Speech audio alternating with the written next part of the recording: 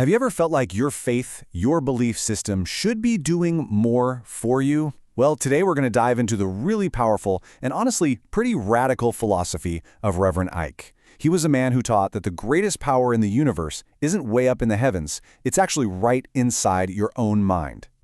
And this right here, this is the key that unlocks his entire philosophy. He believed that having faith in anything or anyone else is totally useless if you don't first have an unshakable, rock-solid faith in yourself. I mean, that's a pretty bold way to start, right? It immediately challenges us to rethink where true power actually comes from. So, how do we actually get to that place of self-belief? Well, here's our roadmap. First, we're going to explore what he called the power within you.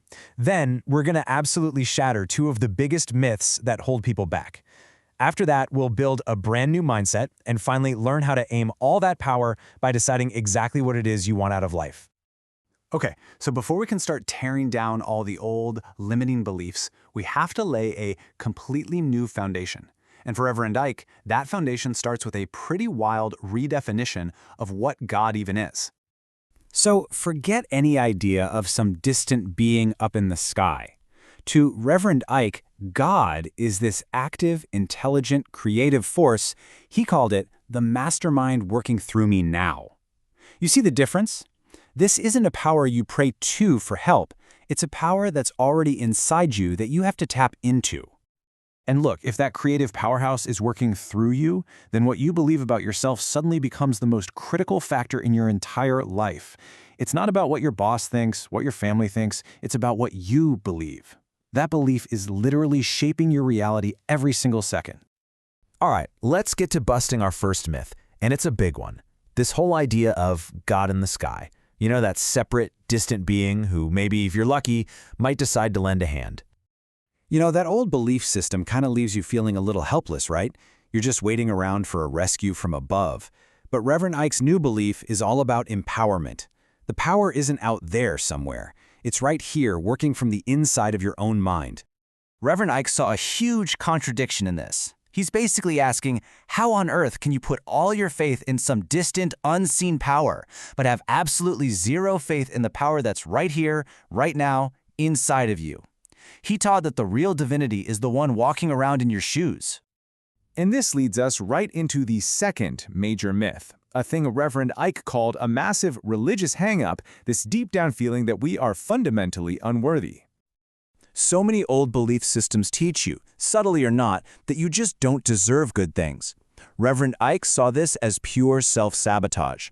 His new belief is an affirmation, a declaration. You are inherently worthy of all the good the universe has to offer. You just have to believe it.